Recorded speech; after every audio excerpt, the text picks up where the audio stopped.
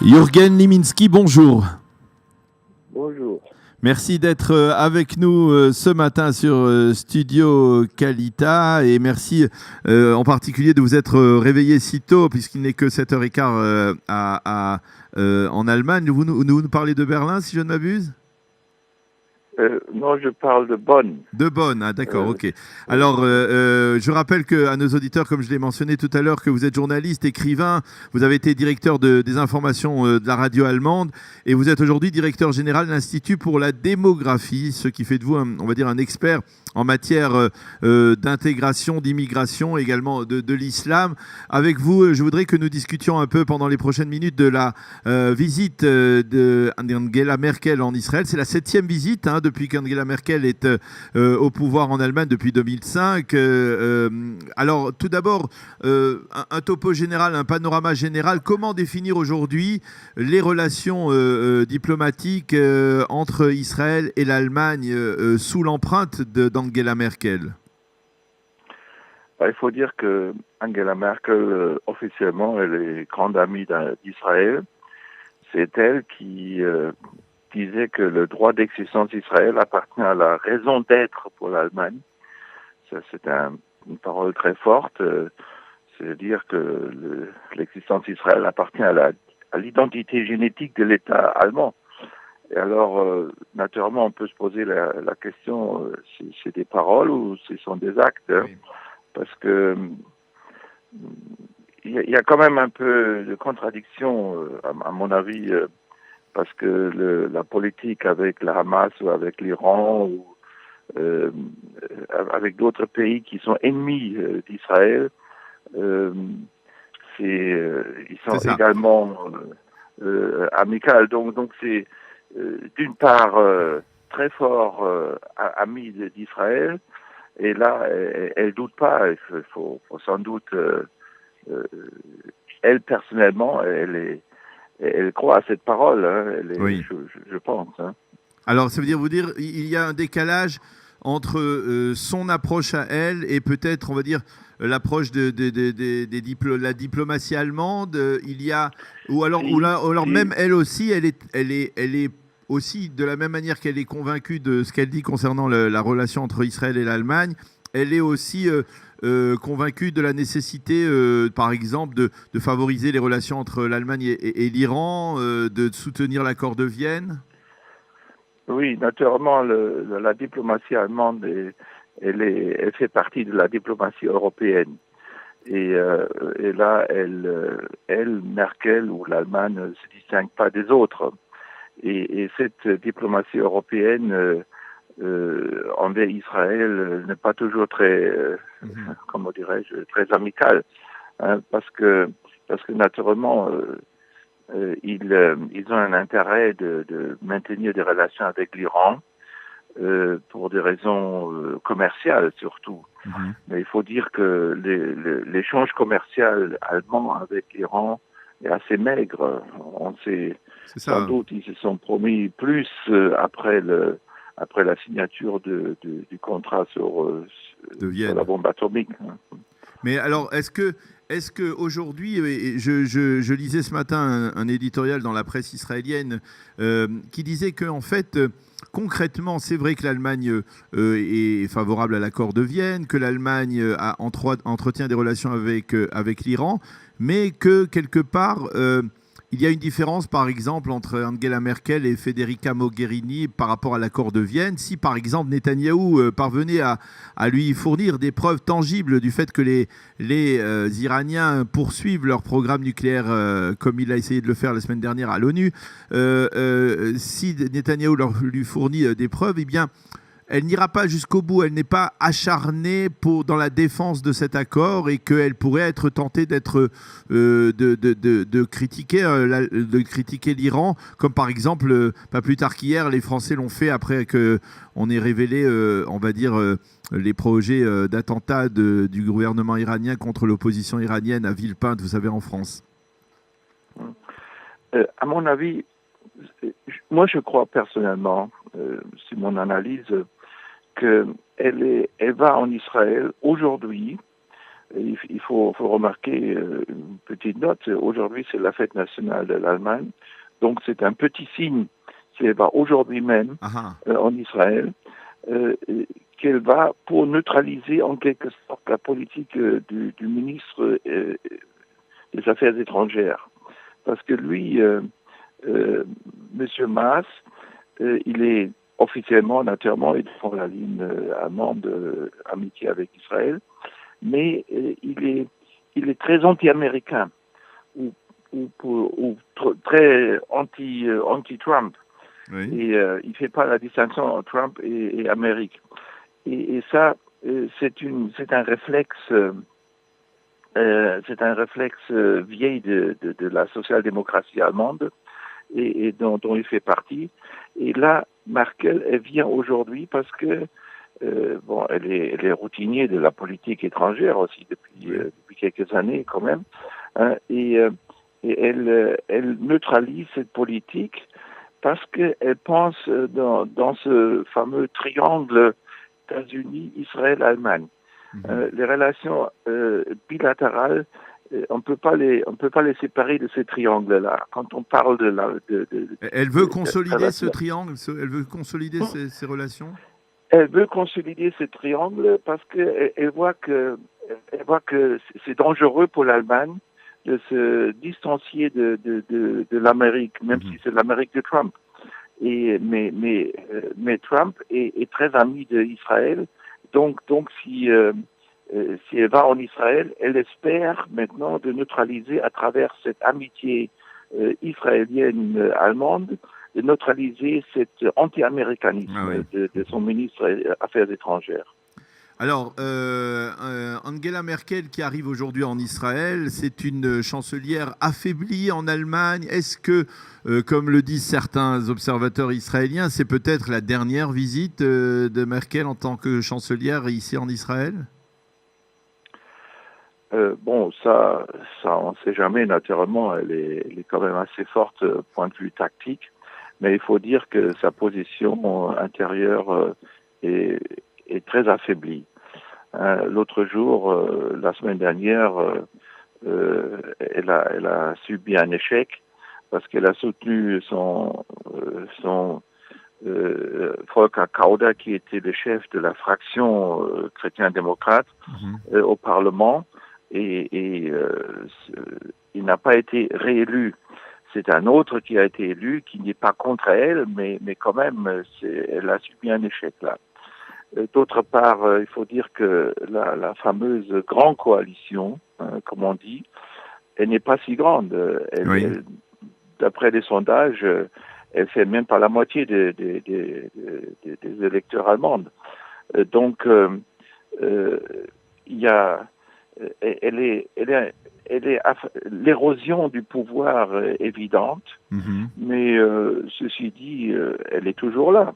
Alors, et à mon avis, elle va l'être aussi quand même. Ça dépend beaucoup des événements et des élections prochaines, par exemple en Bavière et en Hesse.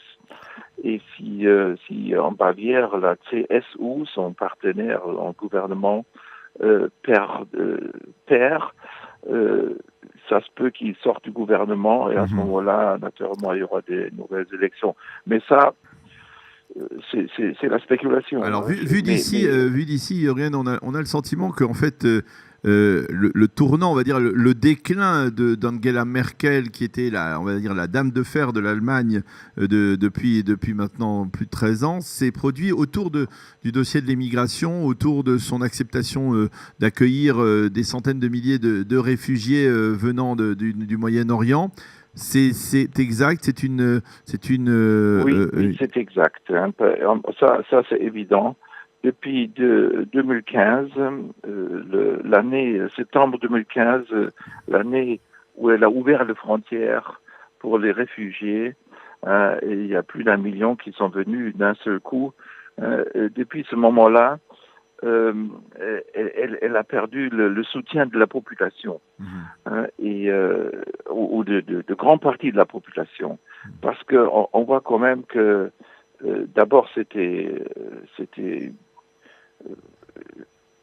c'était pas légitime. Elle n'avait pas le droit, tout simplement, de laisser la frontière ouverte et entrer sans contrôle 1 million de gens.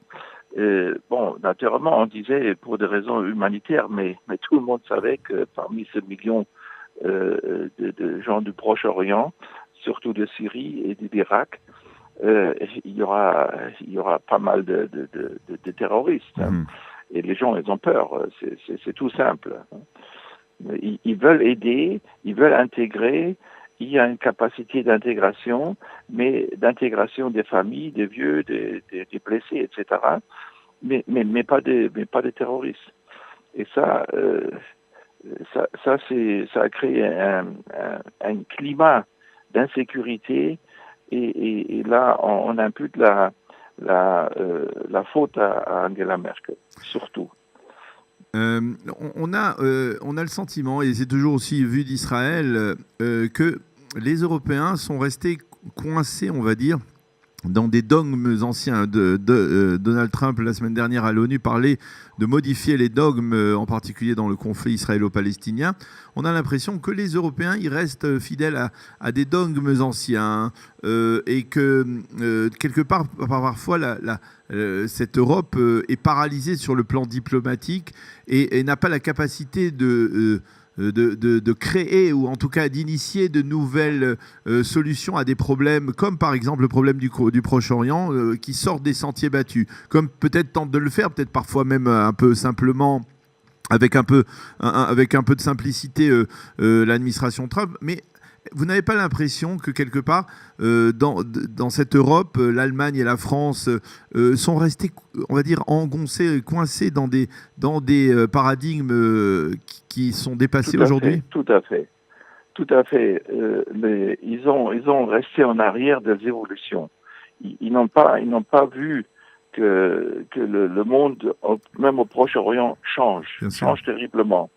Et ils voient pas que le conflit sunnite, chiite et le conflit au Proche-Orient, et c'est pas le conflit Israël-arabe, mais c'est le conflit interne chez les Arabes ou chez les musulmans.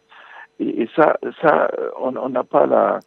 Comment vous expliquez cela? Est-ce que c'est encore, à votre avis, les relents de la Seconde Guerre mondiale, le rejet, la crainte de risquer de retomber dans un conflit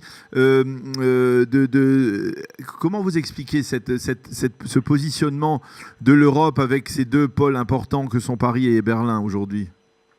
Oui, moi je crois que à Berlin et en Europe en général, on ne tient pas compte vraiment de l'importance de la religion dans la région proche-orientale.